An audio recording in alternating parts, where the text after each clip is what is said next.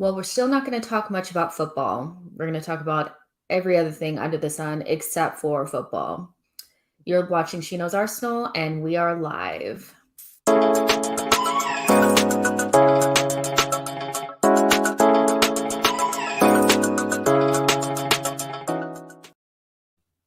Look, it's been a crazy couple of weeks, right? Or a week and some change. We've been talking about so many things, but we haven't really been talking about football. And I'm not even going to lie to you on this show. We're not going to talk a lot about football either. We'll touch on the Everton game, but ultimately we're going to talk about the ownership and the news coming out that Henri, Bergkamp, and Vieira are interested in joining Daniel Ek in some sort of ownership, takeover bid, whatever it is. And I don't know how I'm feeling. I'm just feeling very drained from this. It's keep going. It's continuing on. It's so annoying, because all you really want to do is just talking about, like, can we go back to just talking about the lineup? Like, this is insane. And we have to follow the news, and we have to give you guys the most current thing that's going on with Arsenal. So we will do that, and eventually, hopefully, we get a chance to talk about actual football. But I have DJ Harry here with me, so I will bring him in. Hey, Harry, how are you? Yeah, I'm good, thanks. I'm good. How you doing? I'm good. I'm good. So we haven't talked in a while.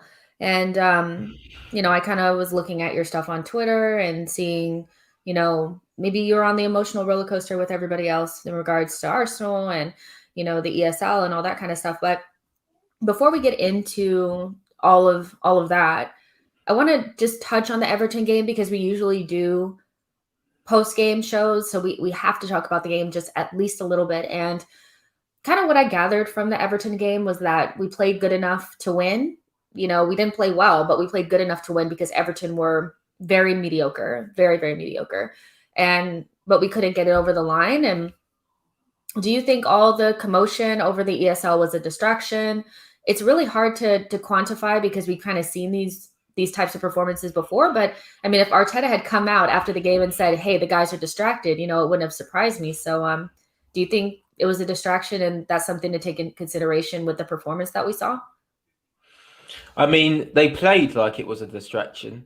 They played that like they've been thinking about the Super League all week and have been caught up in the drama because it was a really lackluster performance. I was actually working Friday evening, so the game was on in the background, and I was watching snippets of it. And I put myself through the torture of rewatching it this afternoon just before I've come on here. And I mean, it was just dire, wasn't it? It was really, really poor. And we've lost to Everton twice this season, and they haven't had to do anything. The performances they gave were just as average as us. But unfortunately, whether it's a mistake, an own goal, VAR, and whatnot, we just can't seem to get over the line, and we aren't able to dominate a game consistently, score a couple of goals, and close up shop. Too many times this season it's been 0-0 for a long period of time, and we concede the first goal. So the players certainly played like they were distracted. I'd like to think that they should have been motivated. I'm sure they would have heard the fans outside the Emirates. I'm sure that would have given them, an extra push, but they weren't able to translate that into a good performance. We started fairly well with that game. The first 5-10 minutes were okay, and then after that, it was just lots of nothing.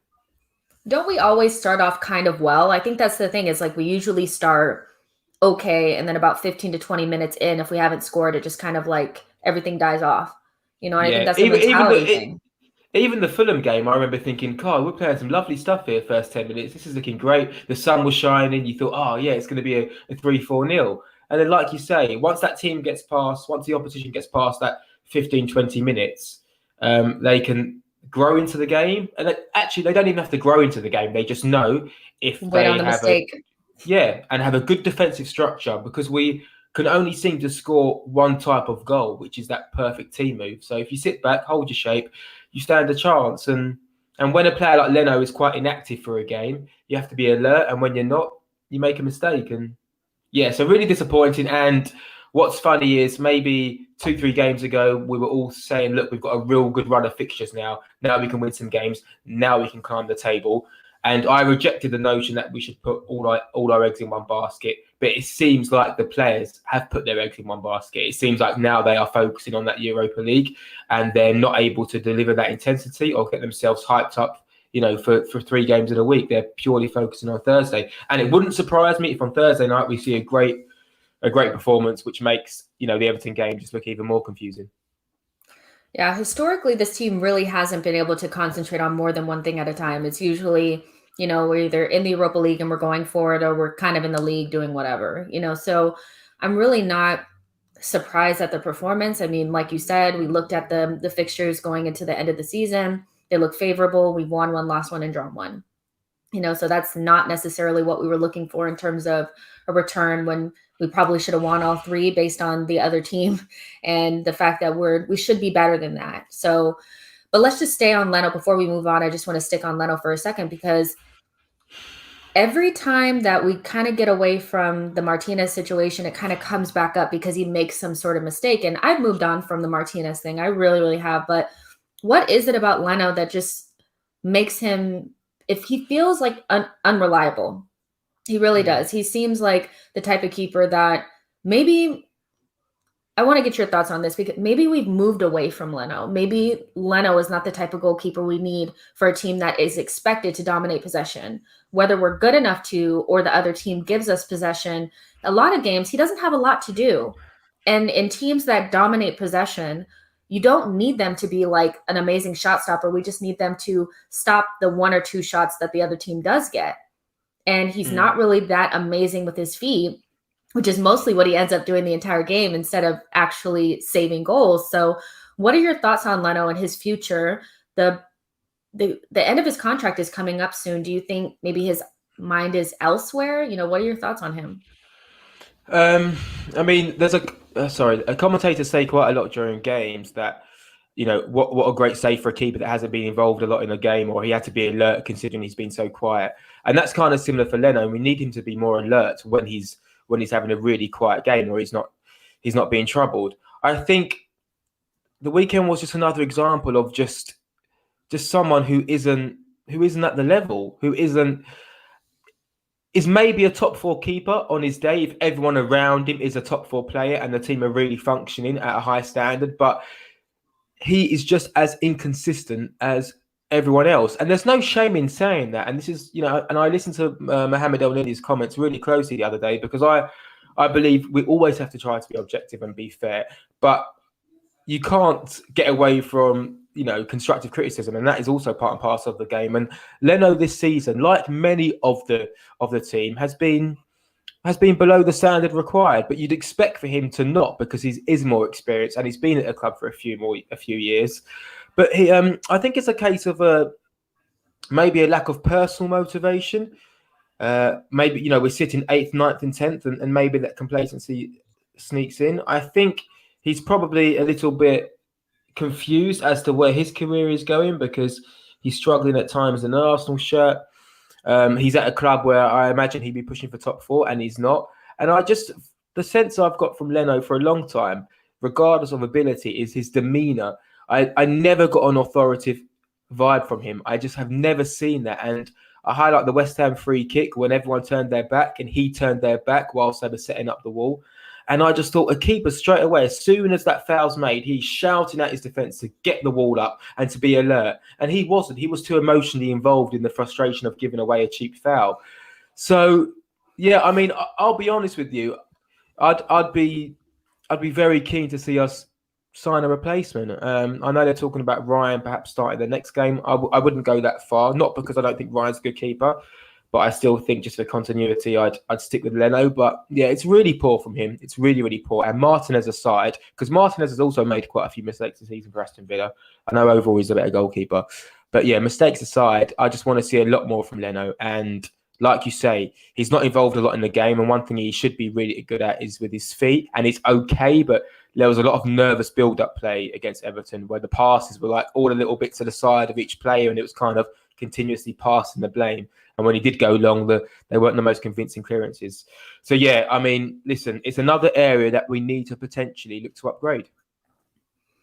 I think so, too. The more I'm seeing it, I'm like, actually, I think the moment for me that it really sealed it for me was, I hate to say it, but the Wolves game. I just thought to myself, like, at this point in the game, and I remember people were saying, like, he doesn't make a lot of mistakes and he'll never make this mistake again. And I don't really care what kind of mistake it is. Individual errors from Leno have been they've been more consistent than I'd like them to be.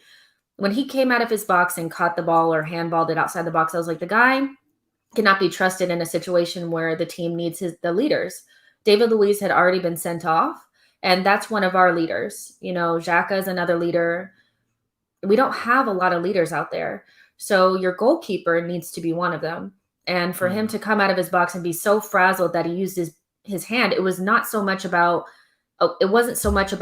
what he did. It was, man, this guy gets rattled quick. And your goalkeeper needs to be one of the most calm people on the pitch.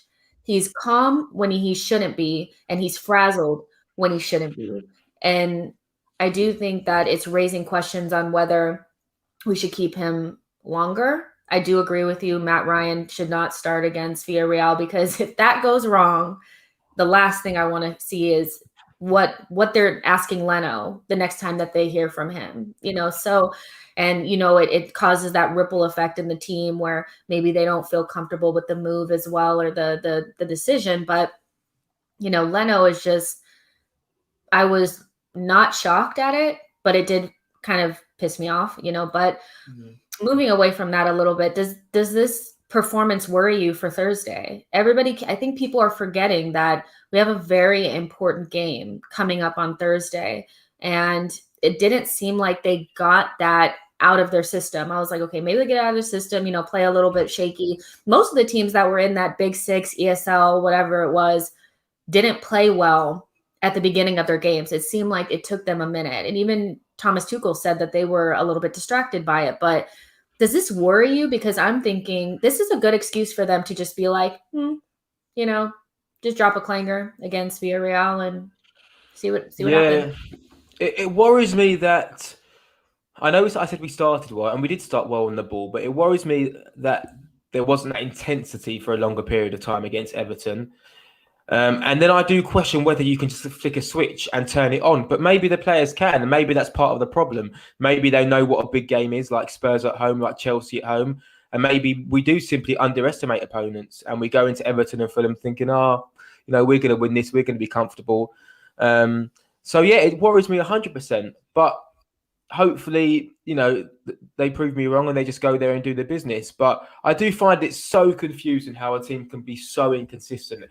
And I know there's things we can look at, i.e. decisions or just unlucky moments, but it's worrying that the team just can't understand that we shouldn't be in this league position. Well, no, we should be in this league position, but we are below the standard of where we need to be. Let's go. 8 games left. Let's go. Let's turn it on. Minute 1, bang. Like, really go for it and put in challenges and be intense and be dirty and just get in their faces, whoever the opposition is.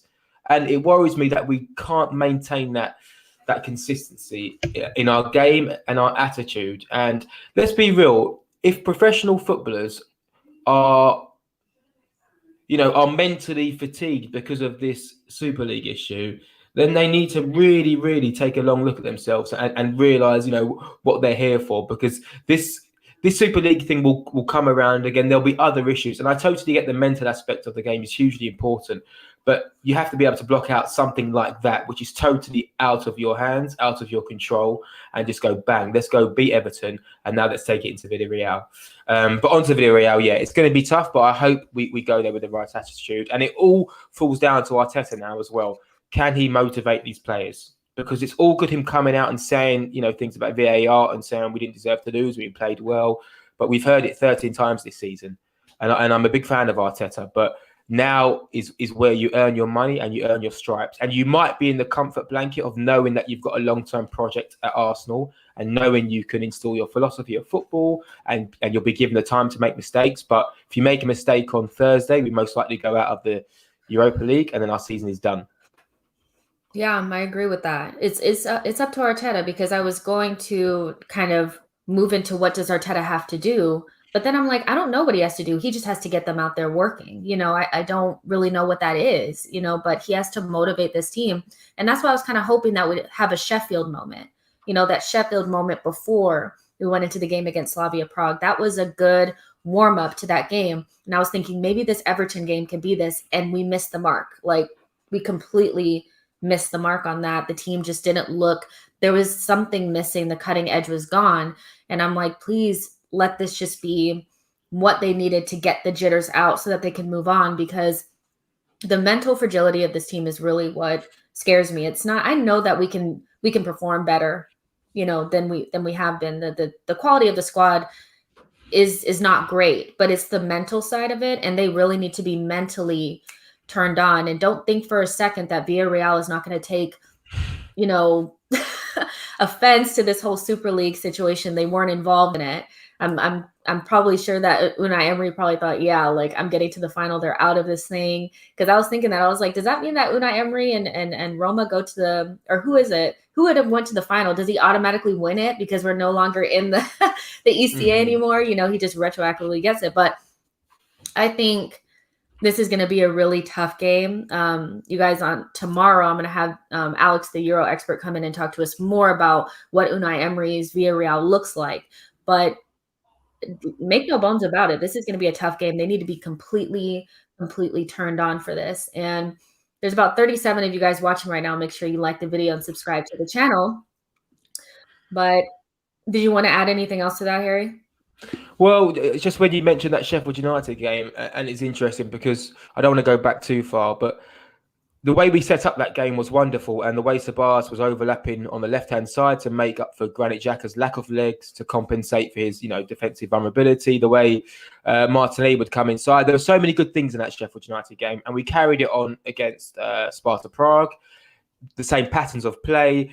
And then what happens is, when you find a new way of playing, the opposition, your future opposition, will watch those games and they'll say, oh, wait a minute, Danny Sabas is doing this on the left-hand side. Granit Xhaka doesn't go forward. And we saw against Everton, Richarlison just stayed on the right-hand side because he knew he'd never be forced back. Danny Sabas didn't overlap on the left-hand side as much because Pepe hugs the touchline more. So it's always about reinventing yourself as well, because you can't just be too predictable. We're not good enough to do what City do, which is play the same way every game. We don't have the technical ability. So going into Villarreal, make no mistake about it, if anyone's going to have watched every single minute of every Arsenal game, it would be Emery. So we have to do something else to counteract that, because it seems like they're going to go with 4-4-2, which means they'll have, right wingers and right backs overlapping on Granit Xhaka. So now we need to find out ways to help Granit Xhaka out, but still pose enough of a threat on the left-hand side. So I think one criticism of Arteta is that sometimes he finds a winning formula and then he sticks with it until it runs out. And now he needs to make sure that for Thursday he has got something up his sleeve, because I'd be very surprised if we try to play exactly the same way, because if we do, I think we'll pass ourselves into problems. Yeah, that's definitely something that's a really good point. That I wouldn't say he's inflexible. I would just say he's slow to make the changes that are necessary. And when we move from one thing to another, we disband the last thing. We don't add it to our repertoire of things to use. We just get rid of it, So I do agree with that. He needs to get better. And I wouldn't say it's inflexibility. It's just something that he needs to work on. But if you want Cronky out, hit the like button. So there should be like millions of that on there. But yeah, so just moving on to just like the fans in general, it's been really difficult for me to find the energy or, the excitement for the rest of the season, because I don't know, the ESL news, it just stumped the place out. And now I'm just always kind of like looking over my shoulder, like, is it coming back? What's happening? I'm just so like, I almost feel like traumatized from it a little bit. Are you having a hard time, getting invested and emotionally invested into the rest of the season after the ESL news? It just feels like we kind of went dark on the season a little bit. I mean, I don't want to contradict myself or be a hypocrite. So when I first heard of the ESL news, I wasn't taken aback by it that much, to be honest. And I wasn't that concerned. I said I don't care, because I've now learned that, like, I can't let Arsenal ruin my my mental well-being. I don't mind during the 90 minutes that I'll be fully invested in it, and if we make a mistake, I'll go crazy, and if we score, I'll go mental. But beyond that, I find if I just consume it every single day, I'll go crazy. So my take on the ESL was, selfishly, if it's good for Arsenal and it means that we can compete at the top again, I will take this cheat code because I want to see us win again. Obviously, over time, I realise that probably isn't the fairest way of thinking. But how many it people was, cussed you out over that? yeah. I mean, I did, but my main point was that I'm going to consume the game, so I'm going to go to the game. I'm going to, I've got a season ticket. I'll be there. I'll be watching it. So I'm not going to say it's going to be the worst thing for football and then go and watch every single game, because that would just be hypocritical of me. Cronkies aside, I understand the thought process of, if 5 other clubs are going to sign up for it, then if we don't, we are going to be left behind. But I totally get that it's also detrimental to the wider image of football. I couldn't get on the Gary Neville bandwagon because I just found that to be, hypocrisy at its purest, when there's At so its many peak. bad things going on in the game. I found that really, really puzzling, that he was suddenly the voice of football when, when everyone contributes, or everyone is part of a institution that is not about the fans. So that was kind of my take. A little bit vindictive, a little bit bitter, but kind of being told that football's for the fans and they're taking it away. And I'm thinking, football has not been about the fans for many, many years. But I do appreciate that if something's broken, don't mess it up even more, which is probably where I blurred my own lines. But yeah, listen, a real crazy time in football. Wonderful to see all the fans come together and protest for what most part looked really peaceful. Really happy to see everyone unified. It's great that we could be unified on one thing, which is wanting someone else to take over the club. And ESL aside, I think that energy's been there for a long time. This was just this just pushed the button, and hopefully the Cronkies can realise that it's a good time to sell. I'll go on record. I think since Arteta and Edu's come in, I don't think the Cronkies have been poor owners in that respect. I think they've been poor leaders. I think they have spent a lot of money on the club. They have invested, but we've invested poorly. I think we need to try to separate that. I'm not saying they're good owners, but they're certainly not good managers of people. They certainly don't pay enough time focusing on the interests of the club, because they've made really, really poor appointments, which is why the money's been spent poorly.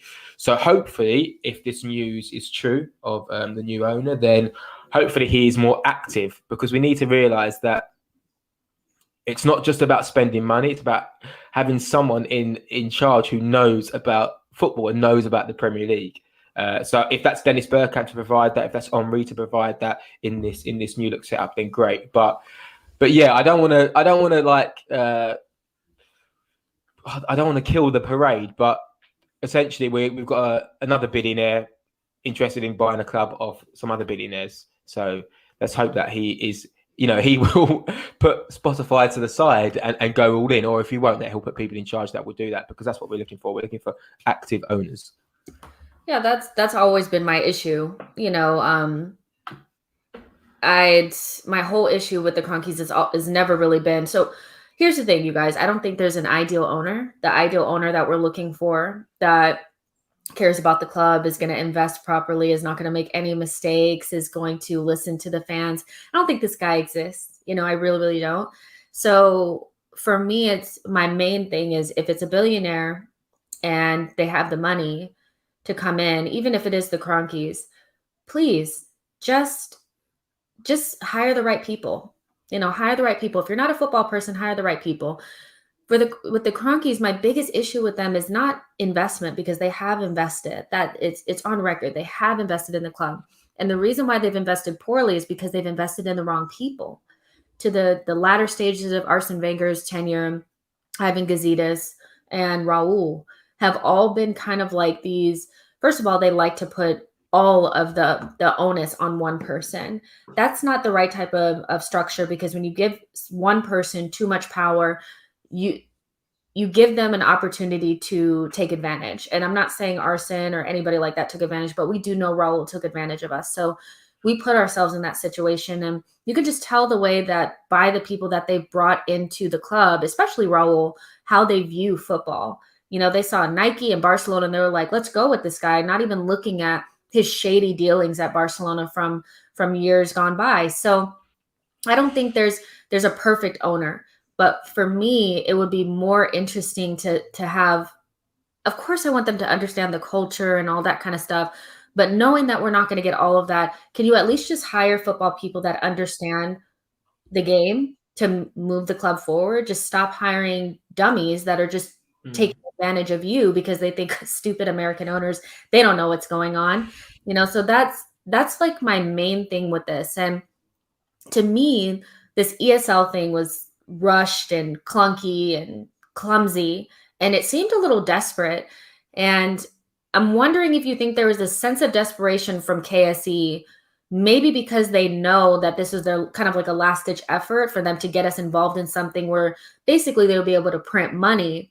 And maybe because they know that they're not going to do what's necessary to get us back into the Champions League.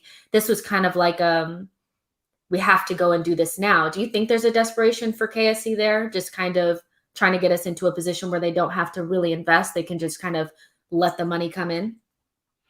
Yeah, I think so. I think also the fact that they know that we might not make Champions League football this year or European football this year altogether. The fact we're off the back of a pandemic, so there's lost revenue there. Ultimately, yeah, it's all about the pounds or the dollar signs, and that's why I understand why they, decided to sign that ESL agreement, because they thought if the other 5 clubs go and do this, and I imagine they imagined a scenario where it wasn't going to go as crazy as it did, and the uproar wouldn't have been as bad. But if the other 5 clubs do it and we don't, we'll be even more behind than we already are. So I just think they saw this as a big game of snakes and ladders, and they found a ladder to get themselves all the way up to the top, and they thought we have to take it.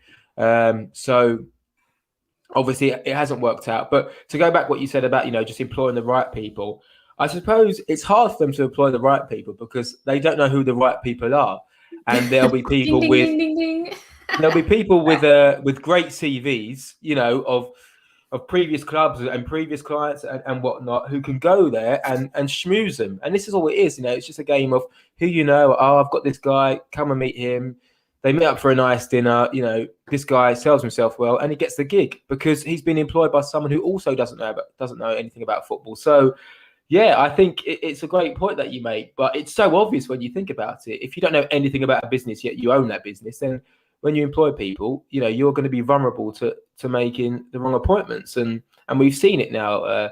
Gazidis and Raul, and I like Vinay. I think he speaks really, really well. It seems that he cares a lot about the club, but they've just made a decision which has had huge repercussions, and I think now they're thinking, oh, I really wish we didn't do that, because now it started a huge conversation, and now it all comes down to egos about Kroenke, doesn't it? Are they going to be forced out? They don't need to sell. They don't care how successful we are. So you don't think that desperation could lead to them selling? Because that's the correlation that's trying to be drawn. And although I don't buy into it, but they put us in the ESL because they knew they weren't going to invest, and it was kind of their last ditch effort before they say forget the club. Do you think that there's any truth to that at all? Or are we just grasping for straws, trying to figure out a way to make us feel better about the situation? I think that they have shown that they don't care about the fans in that sense. So I don't believe they'll be sitting there on Twitter looking at their mentions and all the abuse, or reading Kroenke out hashtags. I really don't think they care. I just think they look at the statements, they look at how much money they're making, and they look at ways they can make more. And obviously that's part of the problem. I do wonder if maybe the abuse will become too much for them, and then they sell. And if so, then it works out well for us. But I can't imagine this would encourage them to sell. I think it might do the opposite. I hope I'm wrong, but I can imagine they're stubborn enough. That AST, those quotes and those comments were just so cringy. The way he was almost patronising the fans. Oh, sorry guys, I've been really, really tired this week, as you can imagine. And then things like, oh, is my is my You didn't microphone on mute and all these things. I was just like, you oh, know go you away. wanted It's to so show obvious what you're trying to do. the worst one was, we just thought you guys would love to go to Barcelona. I just didn't understand that you'd want your cold nights in Stoke. I was like, oh God, cut them off. Like, this is terrible, but they don't get it. Like they don't get it. And they don't actually have to get it to be better owners. They just have to get people that get it in the Exactly. right butts in the right seats. I stand by the fact that, like, if they don't sell, which I don't think they will, I'm looking for better hiring and firing and things like that, but now we're looking at the news is just catching fire. And honestly, you guys, as much as I want to buy into it and be on the maybe we'll get taken over thing, it seems like a really opportunistic time to play on the emotions of the Arsenal fan base right after. I mean, you have to look at where Liverpool and Manchester United are, Chelsea and Man City. Besides Spurs, they're in much better situations than we are with their ownership / where their success level at this point. So we're really in probably one of the worst positions because we've been great before and now we're like way below that line. So it's not surprising to me that our protest was bigger than ours. We were more vocal and that the journalists are focusing in on us. It's a very opportunistic time to come in and start talking about a takeover bid with a young billionaire that says that he's been an Arsenal fan his entire life. I'm not really questioning that. I don't know him. But then you add in Henri, Bergkamp, Vieira. Of course, we're going to be like, yes, it sounds amazing, but any likelihood that this comes to fruition? Or are they just kind of taking us on a ride? Because you have Matt Law and I guess the guy Sky Keva, or I don't know what his name is. They're all validating this thing. But just 2 days ago, Ornstein said that they're not willing to sell. So where do you stand on all this? Do you just think it's just them playing on our heartstrings and making us look crazy? I mean, so I suppose to contradict myself once again, I mean, everyone does have a price. So perhaps if they come in with the offer, it's almost like they formed like a super band or a boy group of Omri, Bergkamp. You just got like the biggest Arsenal legends that they can to make this work. I think it's interesting, isn't it? Because then you're looking at a club which has got Edu involved, Arteta, Henri, Bergkamp, Vieira. You're filling the club with all these ex legends. So hopefully it raises the bar in standard and it helps us go into the next few seasons a lot better prepared. I do think under Arteta and Edu, I think we've seen huge improvements, and I know they're inexperienced. And I'm talking off the pitch here. I'm not talking on the pitch. On the pitch, it has been terribly inconsistent. But in terms of recruitment, okay, the Willian signing hasn't been great. Okay, no, he's been terrible. But there's been a few good signings. There's been the termination of contracts, that we all were for. There's been some loan deals that have been good, so they're improving the value of certain youth players. So I feel like if this Super League thing didn't happen and we had a positive window, maybe KSC were slowly on their way to changing the narrative, and maybe giving themselves a bit more of a new image and a positive outlook. But it feels like the Super League thing was just one step too far. And who knows if this is true or not? But I look forward to it because I think it'd be great for Arsenal, even from a commercial perspective. It would be huge if things like Spotify becomes one of our sponsors and whatnot.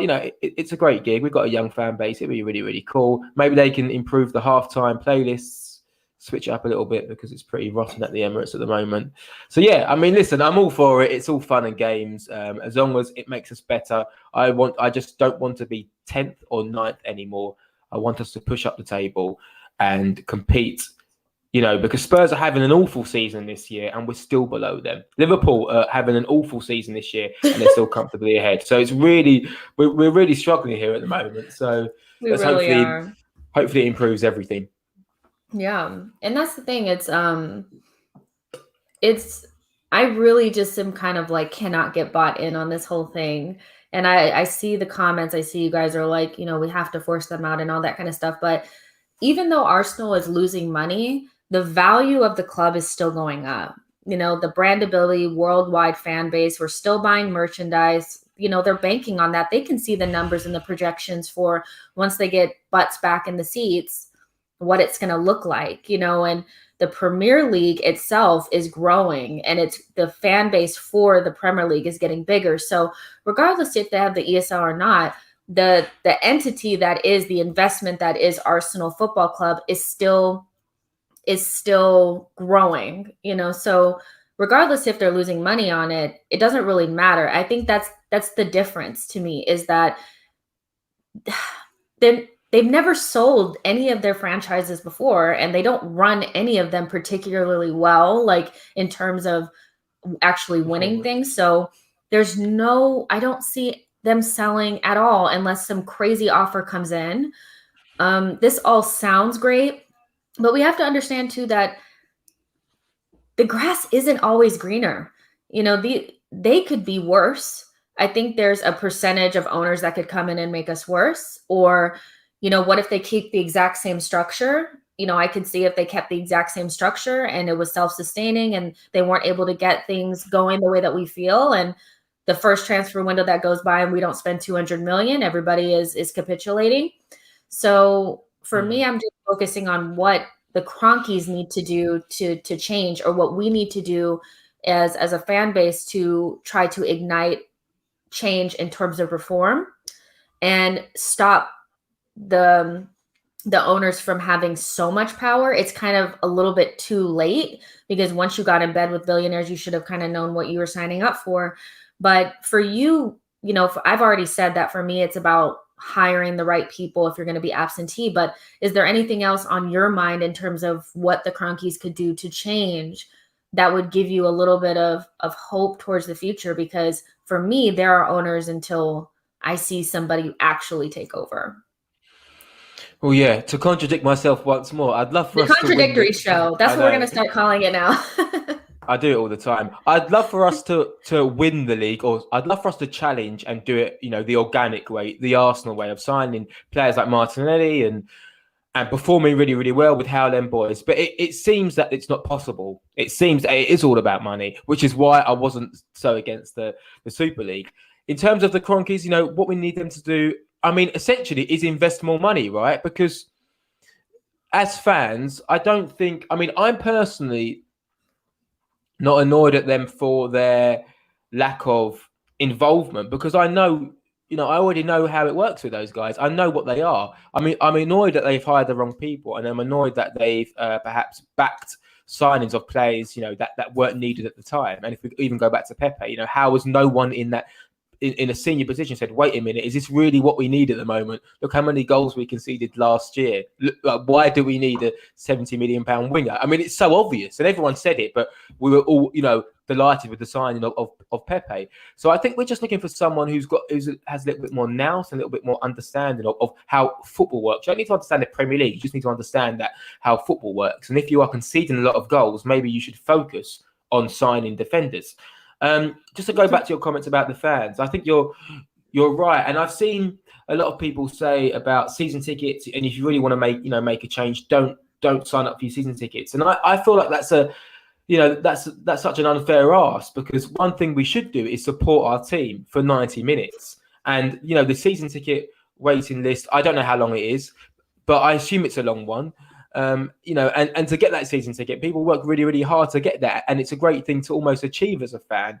So I don't think we should be told to, don't go to games or don't sell your tickets or whatnot. But I think we need to make a stand. So when we go to the stadium, don't buy a £6 burger. Don't buy a packet of Maltesers for £2.50 or a bottle of Coke. Don't do it. Me and my dad do it every game. He comes with a rucksack, sandwiches, a flask, a few packs of crisps, and we sit there and we eat our food prepared, that he's prepared at home. And honestly, hurt their pockets, but don't hurt the players. So if you're not in the seat and you're not singing and you're not backing the players, that will have a negative effect on their performance. But if we don't buy merchandise every week, and we don't, hammer out the store before a game, and we don't buy a program, those little things, it will hurt their pocket. And maybe they think, oh, do you know what? screw it, let's just sell. Well, we've made a load of money, and we can sell for a big price, and happy days, we can leave. Maybe that will make them think. But I just think it's really important that we don't confuse ourselves when we go back into the Emirates, and our priority is to support the players and back the team. Like El Neni said, it's really important that we do that. And if we can hurt their pockets in other ways, then we should definitely also do that. Yeah, 100%. And I wanted to pull this up from Alfred. Thank you for your comments. He says, acknowledging, of course, the significant investment needed to succeed. This is something that I think is really important because it's been really highlighted that the fan base believes that a big reason why we're not successful is because the Cronkies have not invested.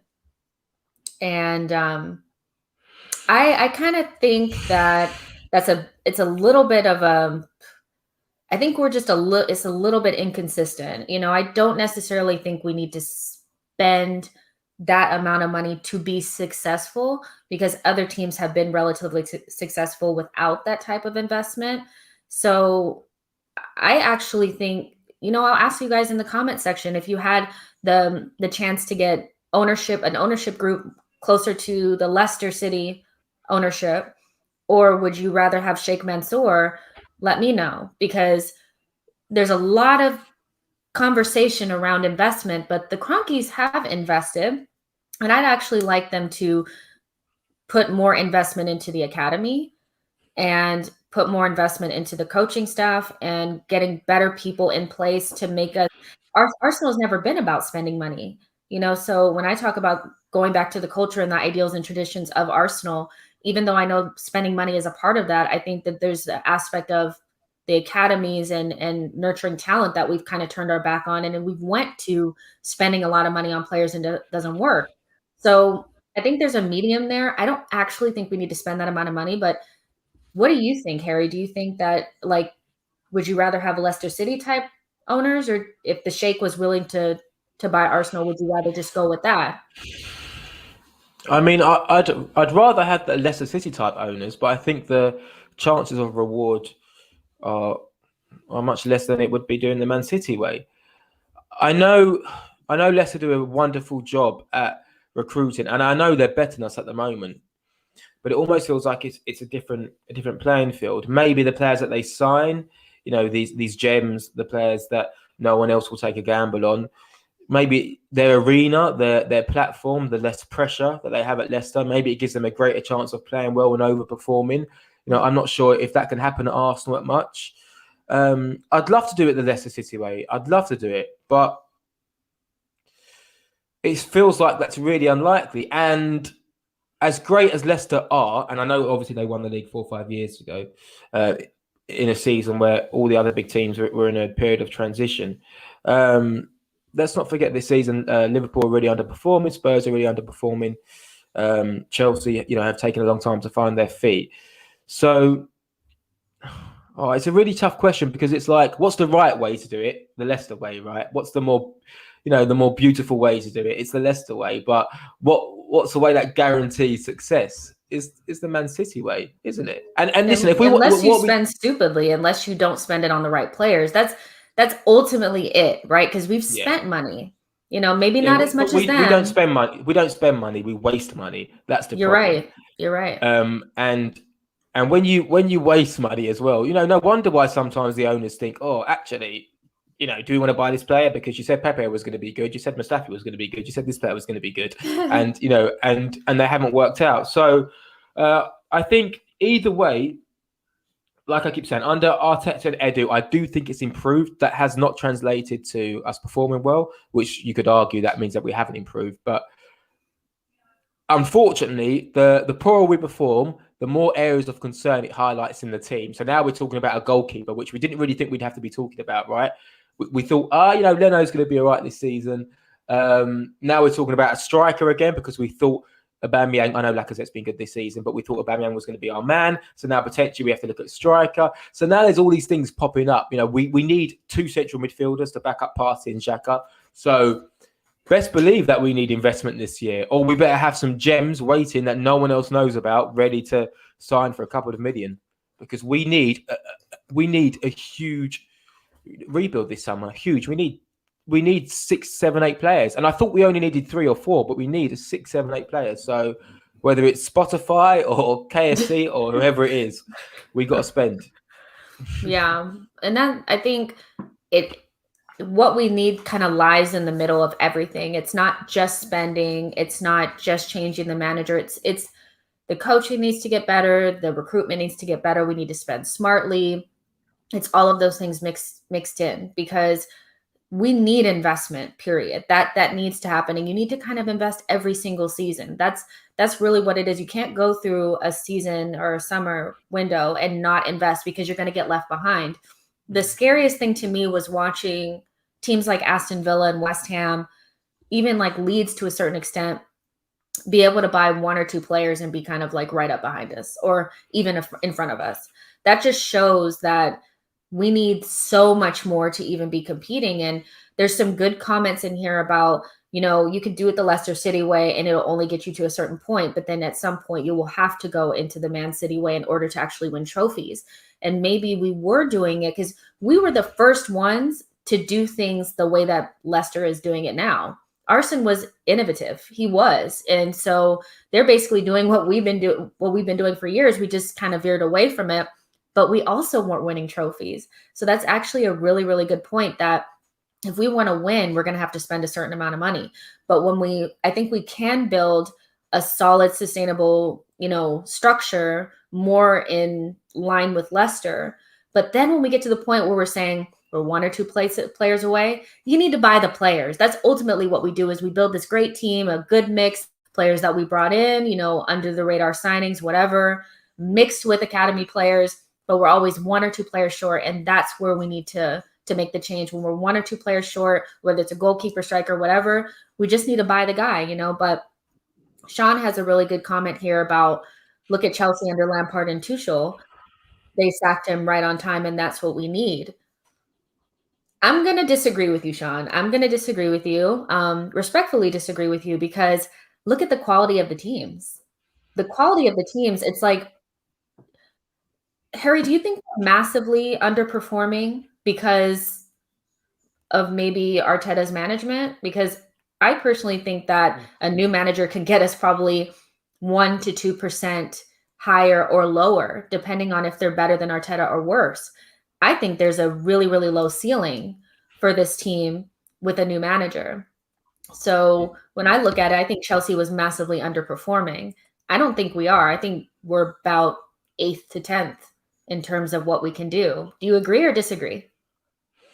Oh, that hurts my ears when you know that we're 8 to 10th. I think Sean's right up until the bit. Apart from that's what we need. He's right. They replaced Lampard with Tuchel, and they've projected up the league table.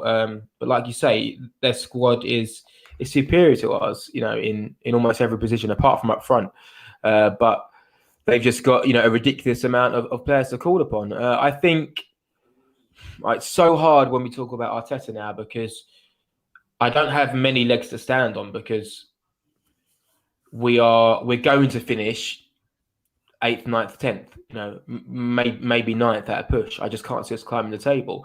So in terms of Arteta, he's made his bed in terms of his philosophy and his style of play, and I don't see now how another manager could come in and change it drastically, because you'll be asking players to do things they can't do. So, for example, just say we found a foreign version of Sam Allardyce or Mourinho, for example, at Spurs. He went in there thinking, right, we need to be hard to beat, we need to be messy, we need to play like like he said in Amazon documentary, and it doesn't work, because a lot of footballers, especially when they come from other elite clubs or international players, they want to have the ball, they want to express themselves, they want to enjoy the game they play. And it's maybe different for clubs who have players who have been promoted from the Championship and League One, who've worked their way through the leagues, they have a different identity. They're grateful to be in the Premier League. They're ecstatic with 35, 40 grand a week, because they've worked all of their career, for this moment. For a lot of our players, they want to play in the best stadium in the world, playing with great players, having the ball, expressing themselves, being creative. So I don't know if another manager would would do particularly better. Maybe Ancelotti would get us 8th instead of 10th, maybe, but I don't think it would be huge improvements. I think what would only make this team better is better players. And when you try to play a footballing style of play, all that does is expose players for their faults. And at the minute, that's what we're seeing at the moment. We need better players. I really just think that, I mean, coaching can only take you so far. The talent is really what dictates your floor and your ceiling for me. And then there's soft factors like coaching, luck, things like that. We don't get a lot of luck. We have a very new manager. When I look at our team, I think, wow, we are so unbalanced, and it's more about that than really the quality of it. I think the overall quality is dictated a lot by the balance, but the individual players are obviously not that bad. But when you put them all together, it's this mismatch of things that don't really go together. And I said this on Twitter the other day that if you look at Aston Villa, West Ham, even Leeds, you can see that our player profile is wrong. It's completely wrong to be able to compete. And I know it's like, well, Leeds is below us. Just barely, though. Or did they just jump above us? Like, they're not that far away from us, and they're a promoted team. But when I look at their player profile, they have athletes. I can name about 4 of our players right now that could probably be considered actual athletes. They can run, they can cover large areas of space, they are dynamic, they're more boombastic. That's why we like Tierney. He can keep up in this league. We don't have very many players like that. Our player profiles are off, and we want to play a possession style game, but what press resistant players do we actually have in our team? To play that way, you have to have press resistant players that can actually keep the ball, that are technically gifted. And so we lack athleticism and technical quality, to me, in many, many positions. Besides Bukayo Saka, Emile Smith-Rowe, Odegaard, Thomas Partey, Tierney, what players can actually really play this way in our team? El Neni? No. Ceballos is okay, but he lacks the athleticism to really play in a midfield in the Premier League. So we're missing a lot of pieces that can actually go together. So I'm not arguing that we don't have good players. If you put them in other teams, they'd probably be successful, but we really do lack the right players for the right system. And that's going to be hard it's going to be hard to close the gap there without significant investment. So yeah, and a lot of people say, well, then why doesn't Arteta change the system? Which is a fair suggestion. But then you'd say, well, if you want to build something, maybe it's better just to start it, so the players that you do keep are more used to playing that way of football. So when we do bring in the additions, the right player profiles, the transition is seamless. We'd probably be better just playing a back 5 and being harder to beat and being, less exposed and making sure that we have numbers in the box to defend and making sure Bernd Leno has more options to play out. We'd probably be better doing that. But I don't think it's what Arteta wants us to do. So, can we criticise Arteta's style? Perhaps you can. And is it the right thing to do or persist with when we're in such a delicate position? Maybe it's not, but I also think we forget that it's just the weirdest season ever. Liverpool went from not losing a home game for what felt like forever, and now this season they've been awful. And the teams you mentioned in West Ham and Leeds, are having great seasons, but they're also playing under managers, they have played under for 2 years and have a lot of games under their belt playing that style of play. Way less pressure. You got to add that in. They have way less pressure as well. Way less pressure. It does take time, but I totally get why people aren't convinced, and rightly so. But what I'd say is that, with change comes no guarantees, and all it will do is essentially, for a short-term gain, you'll probably upset the process even more because you're going to have all these players that this new manager doesn't want, and you're starting again and again and again. So why not just stick with something, back it, and then if it doesn't work, then you can say, I told you so. But I'd rather just ride out, and who knows, if we beat Villarreal and make this Europa League final, then somehow, miraculously, as bad as we are, and as much as I've criticised some of the players, we've won the Europa League, we're in Champions League football, we've got our speed ticket to success. And next year we could be playing Champions League football at the Emirates. So who knows? It could be good. It could end well. I hope so. Matt G asked, if you could ask Arteta one question, what would it be? I'd ask, he told the players we'd be in Champions League in 3 years. What assurances did Kroenke give you to be so confident about achieving this? And I would say Kroenke told him about the European Super League. And Arteta already knew about it. I mean, he either really backs himself, which I think we can all tell that Arteta is very confident. All managers have egos, and I always stand by the fact that I'm like, if you're crazy enough to take on this Arsenal side in your very first job, you, my friend, really back yourself. And so I think he backs himself to get there. The Cronkies are saying that they have this investment plan. I'm sure they do, but I'm sure it's spread over many, many years. It's not going to be a lump sum of the 200 million in a transfer window. But if I had to ask Arteta one question,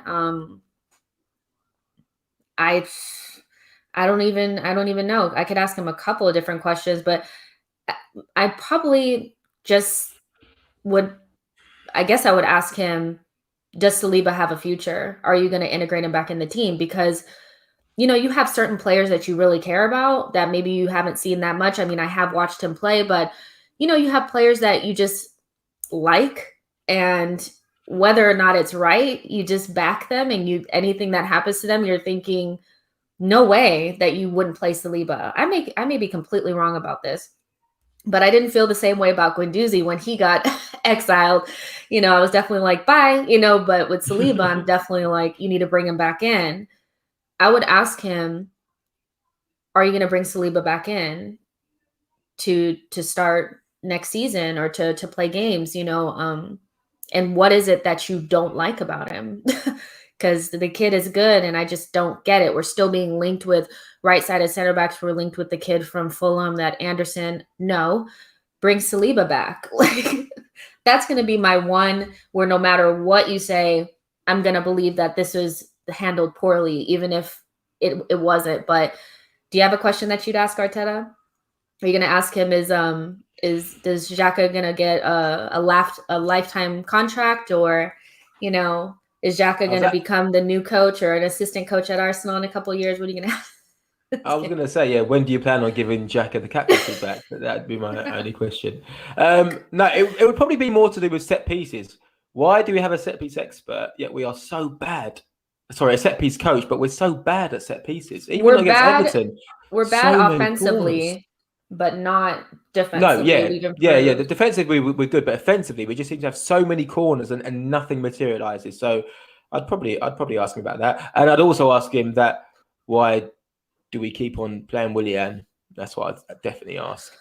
Oh yeah, that'd be a good question. Like, whose idea was Willian, and when are we getting rid? To contradict myself once again, I was all for the Willian signing. I thought it would be a good signing for us, but it really hasn't been. And now it just feels like he's getting a token run out of 5-10 minutes, which is pointless. So yeah, it would be, why did we sign Willian, and how do you plan on getting rid of him, essentially? Yeah, for sure. You guys are killing me in the comments. Like, some of this stuff, like, I would ask him to leave. I'm done. This is so funny.